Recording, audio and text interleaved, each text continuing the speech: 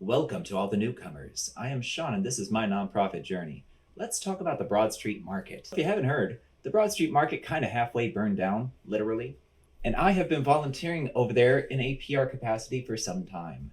Let me tell you about it. The way I got into it is I met my wife on TikTok. And then 4 days, 3 nights later, and not that quick, but that's how long it took me to cross the country and move from Oregon to Pennsylvania. And the journey itself was actually kind of wild. I made it through a snowstorm, a windstorm, a rainstorm, fog so thick you can cut it with a knife. So when I get over here, she knows that I love farm life because I came from a farm. And you know what? I'm keeping the window open because I love that, I love that in the background. So when I arrive, my wife decides to take me to the Broad Street Market because she knows I love me some purple carrots, right? Some purple potatoes, purple carrots. Say what you want, I just love purple. And as we're going around, she's a florist and she's talking about, I want to be a real florist one day. And so we go to the florist version of Geppetto, who happens to be Amish. She makes friends with them and I am just asking about the Broad Street Market, like, what is this place? This is kind of cool. It reminded me a little bit of Pike Place Market. A few weeks go by, she builds a relationship and I'm just like, honey, pursue your dream. And so I end up talking to the executive director of the Broad Street Market about, hey, how much does it cost to open a booth or maybe be a pop-up vendor? This is about like mid-February or so. And I find out that the Broad Street Market is responsible for business incubation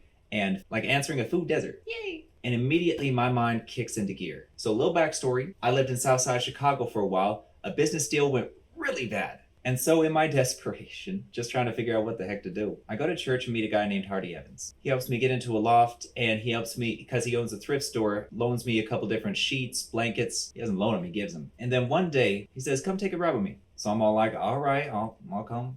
I was actually really happy to go. And he drives me around all these closed businesses that are just boarded up. And then we talk about produce and I'm just like, you know what? I haven't had a decent salad in months. And he explains to me, I live in a food desert. And he was waiting on me to tell him about the closed businesses to like really speak up about it because he knows I got a thing for small business. And at the end of the ride, we go to Burger King and he says, you know all that stuff I showed you? I want you to make me a promise. You can never do anything about it, do something. And I told him I promise. And promises only count when nobody's looking. So he's probably never going to see this, but this is me following up on my promise. I talked to the executive director about, hey, how can I fit in here? And initially he's like, okay, you got some IT background. Why don't you take a look at this bid? And I look at these bids. There's no detail to them whatsoever. Red flag. Fast forward, my wife has a 2-year certificate in nonprofit management and the same exact degree that I do, which is Bachelor's of Science in Business Administration with a focus on marketing. So I offer my marketing services. That's my background. That's what I do. And I'm going in there to this dumpster fire. So basically, they had no events lined up. They were just kind of winging it like, okay, what's coming up this month? And that's because of short staffing, like nobody's volunteering. Y'all get up and volunteer if you're gonna complain. But now, PSA aside, they had a lot of work to do. I was on board and helping. So was my wife. We're sitting in on these board meetings, specifically the marketing meeting, which by the way, I love Tasha. Tasha, she's been volunteering for the Broad Street Market for a while, but she's been doing so from a marketing capacity because that's her background. I love it. We're working with her on events and then the executive director comes to me and is like, can you help me with a board member handbook? Because, check this out, the board members have been kind of like absentee parents. So he wants me to create a board member handbook. I'm going through all of the bylaws. It's actually well written. It's just, it's really like, it is over the top inclusive. I know I just said the board was like absentee parents. Tasha, she is not absentee. She is present. After going through the bylaws, basically the one thing that we had to do was make sure that board members are present, meaning once per month, you have to show up at the Broad Street Market and interact with at least one vendor. Not that hard, is it? Go get your groceries over there, support the place that you're on the board of. A little 2 plus 2 there. The next part was to create a communication pipeline because there were board members in the past that spoke out of turn, meaning they aren't present at the Broad Street Market. They are absentee parents. But then when they have a parent-teacher conference with the news, they want to jump up and be like, hi, I represent these people. Only they don't. Like they do, but they don't. They're not well informed. Yeah, I heard that Billy got a B over here. It was a C. Oh, that Billy. I mean, smiles and sunshine only gets you so far. I'm knocking out this board member handbook. It's moving along, and then the fire happens. So we're starting to line up months of events. All around these different holidays, they're being ignored. Like I was looking forward to St. Patty's Day. And then the fire. Like talk about the least advantageous time period. And I mean, I feel for these vendors. So here's what happened. At this point, I've been relegated to specifically a PR capacity, public relations, because they didn't have anybody. And I'm sure some of you local already know this. Actually, I lied. Before the fire, there's something I need to include here. And this is very important. My wife applied to be a board member. There's nobody on the board right now, and I don't think there has been, that has a 2-year certificate in nonprofit management. Plus, she's worked for a nonprofit radio station before in promotions and marketing, and she's daily setting time aside to work on things for the Broad Street Market. And then she has an interview. And remember, board member interview. It will come up later. It will be very important. After the interview, she feels bummed. And I'm like, why? And she says, they offered me a committee position. And she says, I'm not going to be a committee member. I'm just going to keep doing what I'm doing. Like the way it came off to her, it felt insulting. I saw that much written all over her face. And that was around the time that I was offered a full-time position to work in marketing, because there was a marketing budget at the time. This is pre-fire still. And I'm like, you know what? Let me take a step back. I'm good doing what I'm doing. I don't need an official position. I like the idea, but I'm not sure. And truthfully, my wife would have been better for that position because I'm more of a maverick. I come in, get the job done, get out. Maybe a Hail Mary or two. And she is the consistent, I am going to stay on top of this forever and ever and ever. There was a person hired for marketing and handling social media, and that was Clementine Studios. I love Clementine Studios. Y'all gotta check them out. But they were the ones doing most of the illustrations that you saw on social media and on the flyers. Then the fire happens. And right after the fire, hearts were breaking left and right. And of course, the city's getting involved. I think the coolest thing that they did was that they were going to get a tent up. But also after the first month, so this is technically hearsay, but I heard it from everybody involved on the inside. So I'm taking it as true. But there was apparently a vendor that did not pay their insurance. So while these other vendors are over here, getting insurance money and compensation, this vendor has no access to the building because the fire marshal said, you can't go into the building, it's dangerous. So my guess is they were financially hurting. And this vendor was apparently the loudest person saying, where's the vendor donations? Here's the thing, Broad Street cannot collect vendor donations. They can't. Legally, they can't. They're a 501c3. These people are for profits. So Broad Street cannot. It's not like Ghostbusters where you cross the streams and somehow it works out. No, there are legalities involved. But this fire starter is starting a fire, a flame war. And that is so difficult to get ahead of. The way the Broad Street Market has been a business incubator, say that 3 times fast, is their rent is low. And yes, I know rent is a sore subject for you locals, but rent has been low traditionally, I think since the early 90s. But I know they meant to set it back years ago and they just kept it and it worked. And you had businesses coming out there like Auntie Anne's Pretzels, Elementary Coffee, Radish and Rye, who's actually across the street now. And of course, my wife's quick pop-up. It gave her a chance to get her feet wet. But what ended up happening is there were huge donations right after the fire because people were sympathetic and they're just like, oh my God. And then the donations went down and down. And then the flame war on social media started. And then the donations went just dead in the water. And so my job at that time, it switched from, hey, can we set up events to, oh my gosh, what's going on here? It was truly a firestorm. And I wrote a few of the press releases that you guys might have seen in the local news. I coached a little bit of the responses that you saw probably on video. I was working in the background, but I spoke to a board member right around this time, just saying, okay, we're trying to get the dialogue back. And he was issuing directives like, no, well, you can focus on this over here. And I mentioned the board member handbook and he's like, oh, we don't need that. I'm sure you don't. God forbid we tell you to be good parents. And so the board has been talking about raising rent for a while. But donations were steady enough that they didn't have to. And then the flame war started on social media and donations went bleh. And so the Broad Street Market, the board members are panicking like, it's already on fire. It's about to be insolvent. And don't get me wrong, the treasurer, he's one of the board members I like. He is right on top of his job. Respect. And then Ski, I wish we still had Ski. Ski was so awesome. Real quick story. So it was around Halloween. I was trying to track down Ski at one point. And then one of the staff members named Grace, she said, I think he's the one dressed like a skeleton. That is so cool from a board member. I love it. Ski did it exactly the way it should be. And even though Tasha's not active, she's still active. And she responded, boom, there's a fire. We need to step up on this. And even before the fire, when she saw that there were people on the ground level that were willing to put in the work, she was putting in the work. I respect that. Ski was super, super involved. Tasha was super involved. I met a new guy named Eric, which I'm going to talk about in a second. And so most of the board members had left, which is theorized because the tent, there were people that spoke out of turn to the executive director who spoke to the public saying the tent is going to be up at this time. And then January didn't happen. Then February. So the board is freaking out from the donations going away and the whole place becoming insolvent, basically meaning they can't pay their bills. So they're freaking out. And what do freaked out executives do? They act like corporate executives and they drop the acts and directives. So without consulting their PR person, thank you, they decide to send the notice for rent increase to the vendors. No prep work, social media is on fire. The proper way to do that would have been to prep the public and, soften the blow, give them a heads up that this is coming. Offer, give, receive. So you offer up the information. Okay, we're about to be insolvent. And you give the public opportunity to respond. Say, hey, we need donations. And then you deliver it. You hand it out and then you receive the feedback. offer, deliver, receive. Now they did this part by having an open house where everybody could come, the public, the vendors. And of course, by this time, the executive director is so stressed that he is just like, he's having heart issues. And I'm basically there as a stand-in for him as these board members are just like interacting with everybody the way that they should have done from the beginning. What I will say is the board members in corporate America, they would be fantastic. In state operations, city operations, they would be fantastic. They make all the right moves. But the Broad Street Market's a different animal. So I'm going to back up just a little bit. I promise to keep continuity. Just before this, my wife, she made a full call list and she was calling these previous heavy donors, meaning $500 or more. Okay, we're going to give you a gift bag to say thank you. And then she was collecting data, qualitative data. Why did you donate? What's your view of the Broad Street Market? And then basically just a thank you reminder to get them donating again, which is a really good move. Like, that's standard procedure. But now we're going to add to that. I applied to be a board member because I felt I could do more good.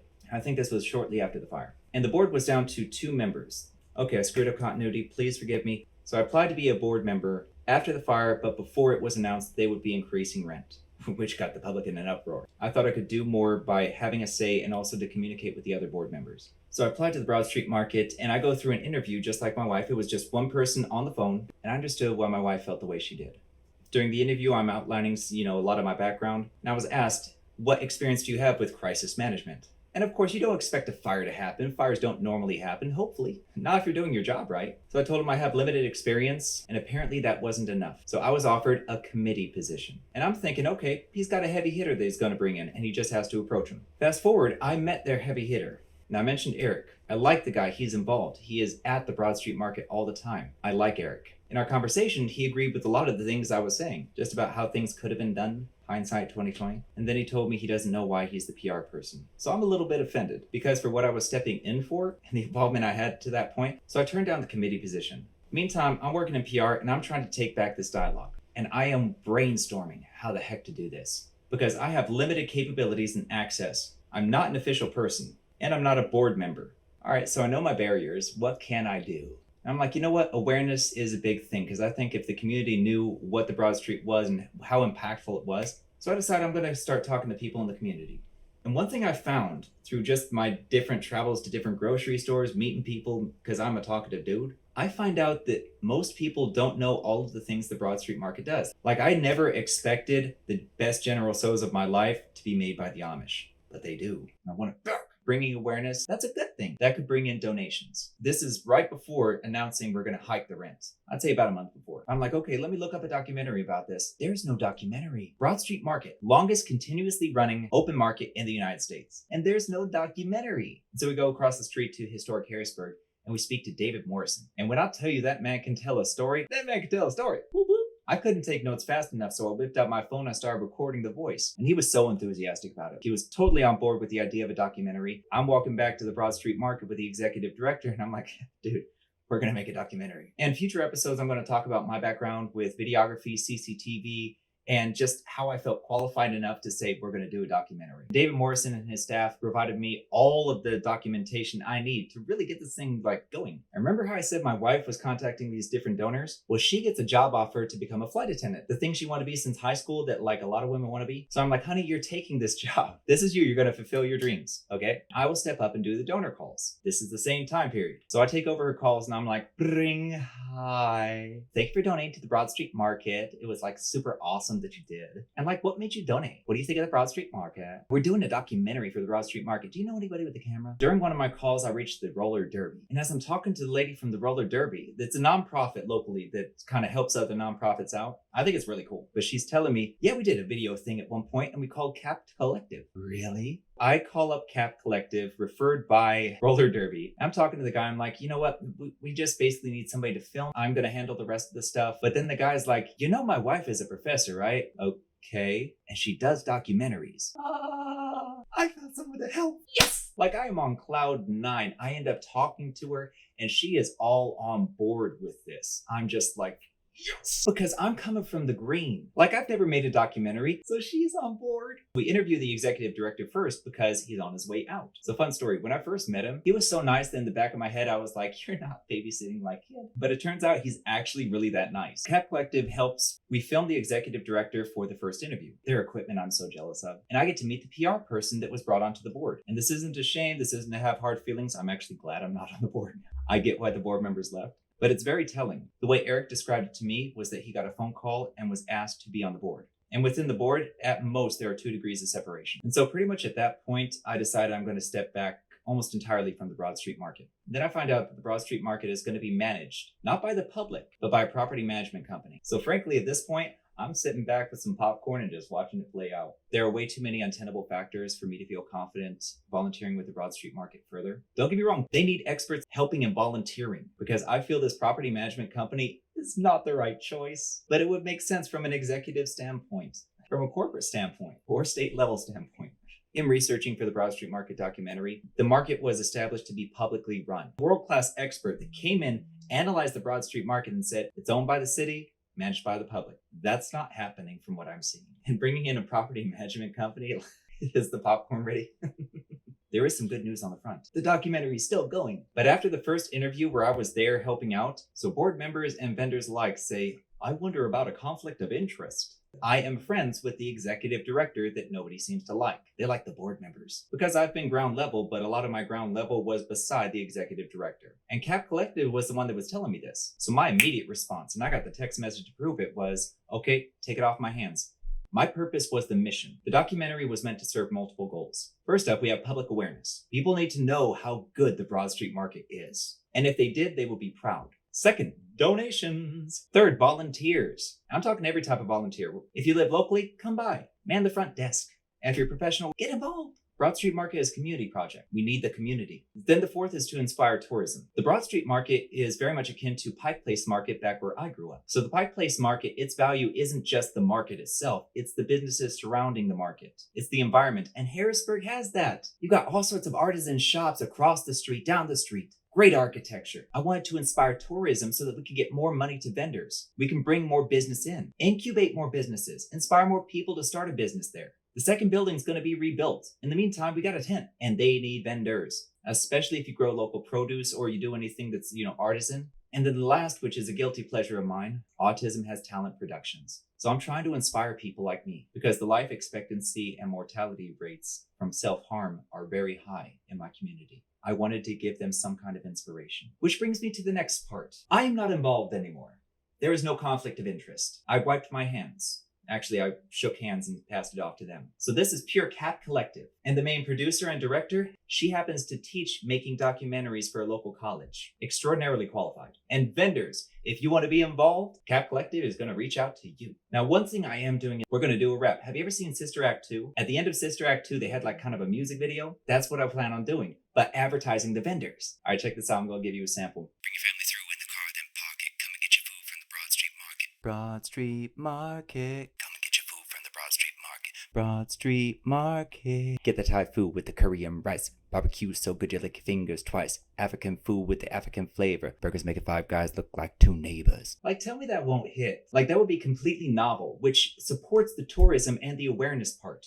Because it will get people talking. It's fun to do, and I can claim that music video part as Autism Has Talent. And it advertises the vendors. I'm going to try and incorporate as many vendors into as many bars as I can. And hopefully Cat Collective will take the music score and turn it into a music video because I want the vendors to be shown. I want people to see those vendors when I talk about them in the bar. Long story short, I got involved with the Broad Street Market because I'm keeping a promise to somebody that helped me years ago.